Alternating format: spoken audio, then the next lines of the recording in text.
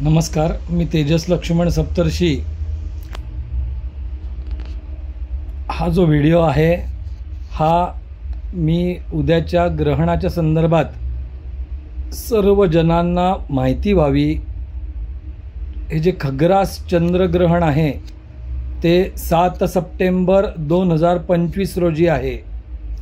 तर या दिवशी 3 तास 30 मिनिटांचा अवधी हा ग्रहणाच्या स्पर्शापासून मोक्षापर्यंत आहे। आपण जर बारकाईने विचार केला तर रात्री 9:57 ते 1:27 या काळामध्ये पाणी पिणे, झोपणे, त्याच्या व्यतिरिक्त शौचालयाला जाणे म्हणजे मलमूत्र उत्सर्ग करू नये। गर्भवती स्त्रियांनी जर शक्य झालं तर दुपारी 12:37 पासून ग्रहण मोक्षापर्यंत वेध पाळण्याचा प्रयत्न करावा।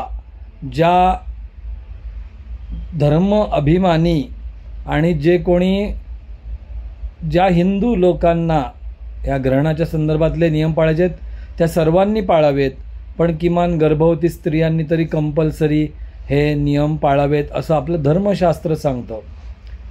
तर शक्यतो करून दुपारी 12:37 नंतर स्नान, देवपूजा, नित्यकर्म चालतील, पण 9:57 रात्री 9:57 नंतर टॉयलेटला पण जाऊ नये, जेवण करू नये, पाणी पिऊ नये, एका जागेवर बसून काही देवाधर्माचं काही पुराण श्रवण करावं, अशा काही गोष्टी आहेत त्या त्यांनी कराव्यात।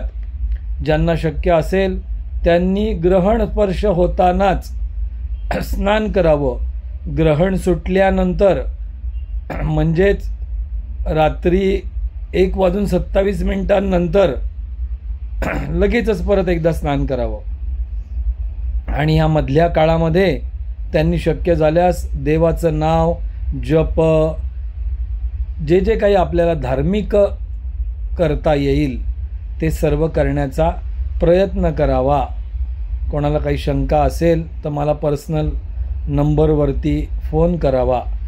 ह्या बेसिक महत्त्वाच्या गोष्टी आहेत त्या मी आपणापर्यंत पोहोचवलेल्या आहेत। परत एकदा काळ सांगतो, रात्री 9:57 ते 1:27 हा मुख्य काळ आहे। त्याच्यामध्ये 9:57 स्पर्श होतो आणि रात्री 1:27 मोक्ष होतो।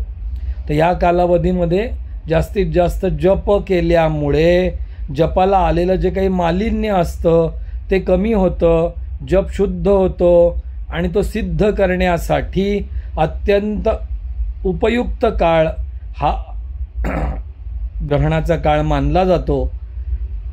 धन्यवाद।